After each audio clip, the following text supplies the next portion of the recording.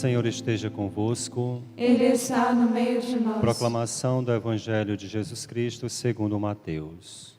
Glória a vós, Senhor. Naquele tempo, disse Jesus aos seus discípulos: Ninguém pode servir a dois senhores, pois ou odiará um e amará o outro, ou será fiel a um e desprezará o outro. Vós não podeis servir a Deus e ao dinheiro. Por isso eu vos digo: não vos preocupeis com a vossa vida, com o que havereis de comer ou beber, nem com o vosso corpo, com o que havereis de vestir. Afinal, a vida não vale mais do que o alimento, e o corpo mais do que a roupa? Olhai os pássaros dos céus, eles não semeiam, não colhem, não ajuntam em armazéns. No entanto, vosso Pai que está nos céus os alimenta. Vós não valeis mais do que os pássaros? Quem de vós pode prolongar a duração da própria vida só pelo fato de se preocupar com isso? E por que ficais preocupados com a roupa? Olhai como crescem os lírios do campo. Eles não trabalham nem fiam. Porém eu vos digo, nem o rei Salomão em toda a sua glória jamais se vestiu como um deles. Ora, se Deus veste assim a erva do campo, que hoje existe e amanhã é queimada no forno, não fará Ele muito mais por vós, gente de pouca fé. Portanto, não vos preocupeis dizendo: o que vamos comer? O que vamos beber? Como vamos nos vestir? Os pagãos é que procuram essas coisas. Vosso Pai que está nos céus sabe que precisais de tudo isso. Pelo contrário, buscai em primeiro lugar o reino de Deus e a sua justiça, e todas estas coisas vos serão dadas por acréscimo. Portanto, não vos preocupeis com o dia de amanhã, pois o dia de amanhã terá suas preocupações. Para cada dia bastam seus próprios problemas. Palavra da salvação. Glória a vós, Senhor.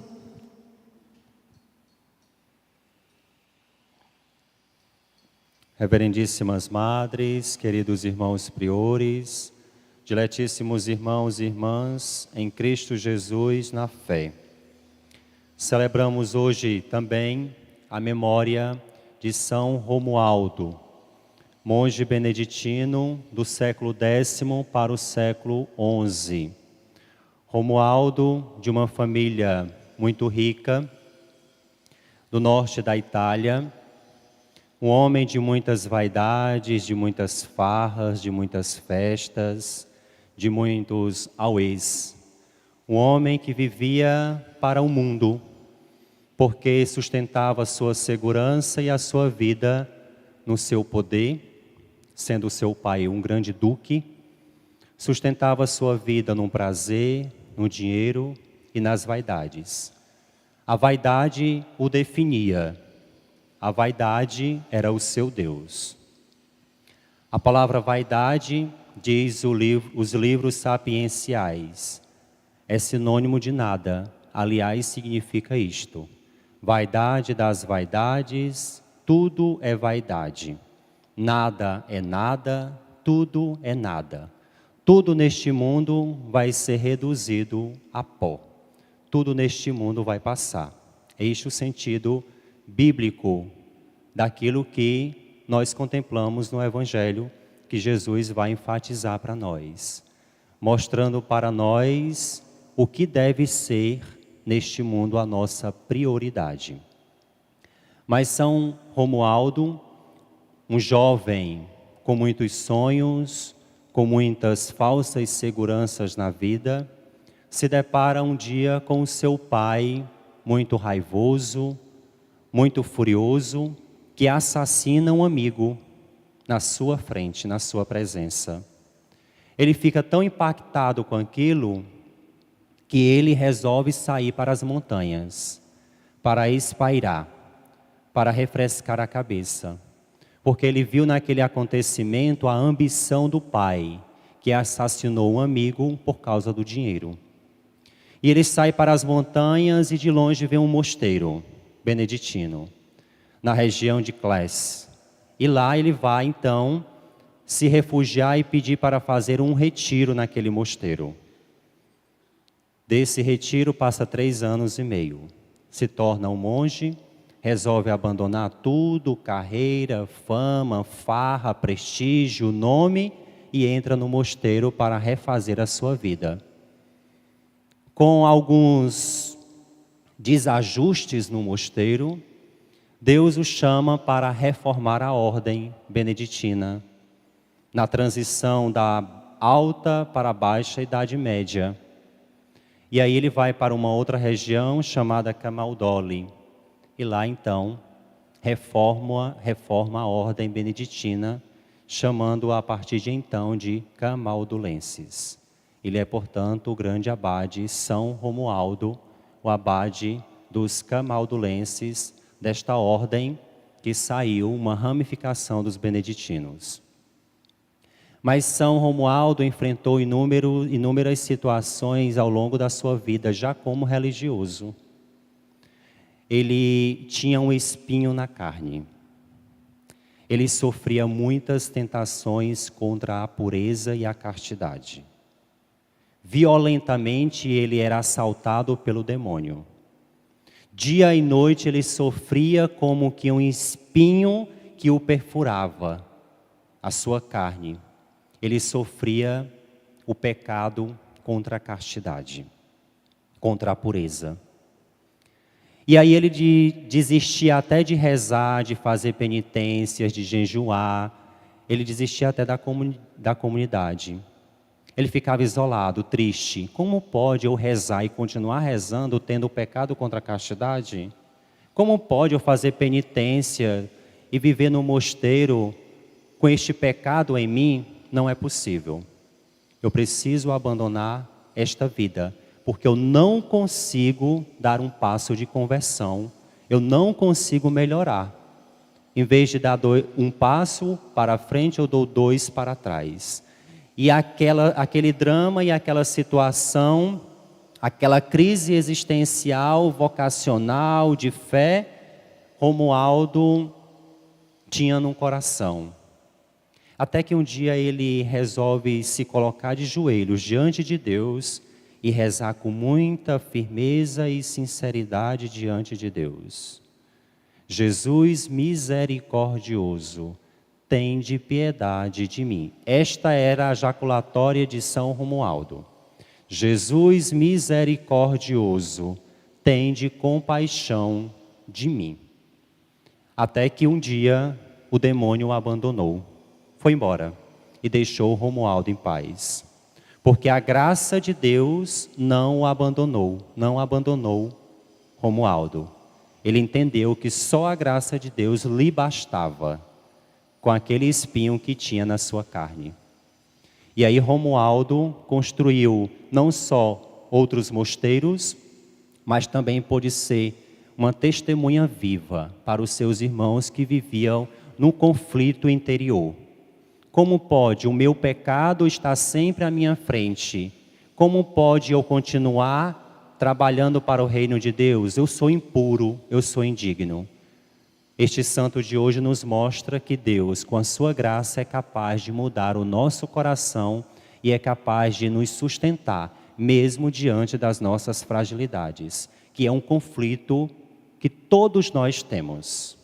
Seja ele pecado contra a castidade, seja ele qual for o pecado ou qualquer um outro, todos nós temos um espinho na carne. E este espinho só vai ser retirado quando nós penetrarmos no alto dos céus, nós penetrarmos na glória de Deus. Porque enquanto vivermos neste mundo, nós enfrentaremos os problemas, disse Jesus no Evangelho. Cada dia basta seu cuidado. Eu não posso ficar olhando e contemplando a vida com muitos anos ou ao longo de um grande tempo, mas eu preciso apenas ter o cuidado de hoje. Os problemas de hoje precisam ser resolvidos, porque cada dia basta os seus cuidados. Não nos preocupemos com o dia de amanhã, com as tentações de amanhã, com as aflições de amanhã. Resolvamos os problemas e as aflições de hoje, porque se passarmos deste dia, grande é a nossa vitória diante de Deus. Paulo estava tão entusiasmado na primeira leitura, que ele, escrevendo aos Coríntios, ele vai se regozijar de um privilégio que ele teve há 14 anos, de poder contemplar a glória de Deus. Olha, comunidade de Corinto, eu posso dizer para vocês que eu sou um privilegiado. Eu sou um homem tão sortudo que eu pude contemplar a face de Deus. Eu não sei como, não sei se eu estava sonhando, se eu estava acordado, se eu estava num corpo ou fora dele. Eu não sei como foi isso, só sei que foi assim. Só sei que eu vi, só sei que eu contemplei, só sei que eu pude degustar por antecipação do céu. Só sei que eu pude contemplar a face de Deus. Só sei que foi dessa forma, e eu estou dizendo para vocês que continuem construindo e optando pelo projeto e pelo reino de Deus, porque vocês também contemplarão. Mas para eu não me envaidecer, para eu não me achar melhor do que vocês, para eu não me achar, para eu não ficar altivo, vaidoso, Deus me deu por graça um espinho na carne. E eu estou passando por um problema tão difícil que isso me faz pensar na minha finitude, na minha debilidade, que eu não sou um Deus, que eu não sou mais do que vocês, que eu também sofro, que eu também peno, que eu também tenho problemas. E aí os inúmeros estudiosos não sabem definir qual que era este espinho na carne de Paulo. Poderia ter sido uma doença grave que ele estava passando. Poderia ser a aflição que ele tinha, porque o povo judeu não tinha aceitado ainda o Cristo. E ele estava aflito porque ele queria que este povo aceitasse e reconhecesse Jesus como Messias. E por isso ele vivia numa ansiedade sem fim. Paulo com ansiedade. Ou poderia ser também a aflição, uma certa depressão. Olha só, ansiedade e depressão. Isso é possível também aos santos. Isso é possível também aos eleitos. Isso não é uma praga, uma desgraça ou uma maldição que Deus jogou em você. Os santos também passaram pelo que nós passamos, para nos mostrar que é possível ser sustentado pela graça de Deus, apesar de estar passando por isso.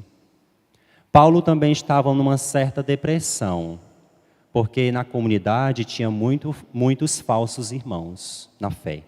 Ele vai dizer isso na leitura. Tinha muitos falsos irmãos. Eu passei dia e noite pregando o Evangelho, semeando a palavra, e esse povo ainda não acreditou no Evangelho, não mudou de vida. E aí desestimula, desanima qualquer um. Você fala e o povo continua do mesmo jeito, continua nos mesmos vícios, continua na mesma prostituição, continua falando mal dos outros. A gente fala, toda missa diz a mesma coisa, mas o povo não sai do pecado. O que é isso? E aí Paulo sente o peso no coração. Ô comunidade de cabeça dura, ô gente difícil essa.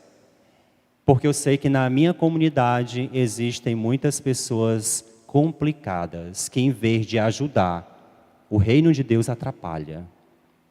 E muito, atrapalha muito. Mas, mesmo que na comunidade nós enfrentemos inúmeros problemas como esses que Paulo enfrentou, nós precisamos ter uma coisa bem definida na nossa cabeça. Nós precisamos ter uma coisa muito delineada na nossa visão. Aquilo que a gente quer. Jesus no Evangelho vai dizer que ou nós optamos por Deus ou pelo mamon, que é o Deus do dinheiro. Quando é que nós optamos por Mamon, o Deus do dinheiro? Quando ele tem privilégios, preferências na minha vida. Quando ele tem o primeiro lugar. Jesus outro dia disse que o sábado foi feito para o homem e não o homem para o sábado. O dinheiro e os bens foram feitos para o homem e não o homem para os bens. Nós não podemos nos permitir ser escravizados pelos nossos prazeres. Nós não podemos dar prioridade àquilo que não nos dá segurança. Nós não podemos dar prioridade àquilo que não nos salva. Tudo o que nós temos, todos os bens que nós usufruímos, deve nos ajudar a olhar unicamente para Deus. Jesus, mais tarde, a gente vai poder meditar isso depois, Jesus vai dizer que até os bens que nós conquistamos com o nosso suor, nós temos a obrigação de servir os outros. Ah, mas o dinheiro é meu, eu faço dele o que eu quero. Para o homem de Deus, não. Para o homem que abraçou a fé, não. Para a pessoa que aderiu ao Senhor, não. Os meus bens, mesmo aquilo que eu tenho, que eu conquistei com o suor do meu rosto, eu tenho a obrigação de servir os irmãos na fé. Porque se eu não servi-los, aqueles bens me levarão para o inferno. Jesus, no Sermão da Montanha, nos ensina insistentemente que o nosso coração deve repousar unicamente em Deus. Os nossos olhos devem estar fitos unicamente no Senhor, porque os nossos olhos são o espelho da alma. A nossa alma vai iluminar o mundo, o nosso comportamento vai iluminar o mundo de acordo com aquilo que a gente dá atenção, de acordo com aquilo que a gente olha, com aquilo que a gente fita os nossos olhos. E ao escolher e optar pelo Senhor, nós nos abandonamos como Maria na sua providência. Não é que nós não vamos cuidar ou ter uma certa prudência em relação ao trabalho, em relação aos afazeres que nós precisamos, tendo responsabilidade, fazer. Mas o Senhor aqui no Evangelho de hoje nos chama a atenção para uma coisa que nós devemos também levar em conta na nossa caminhada espiritual cristã. A providência divina. É preciso nos abandonar. É preciso nos deleitar, é preciso nos entregar à providência divina. Porque mesmo que nós passemos, e nós vamos passar por inúmeros problemas, porque ninguém vive sem eles, se você não tem problema, arranje, porque ninguém vive sem problema.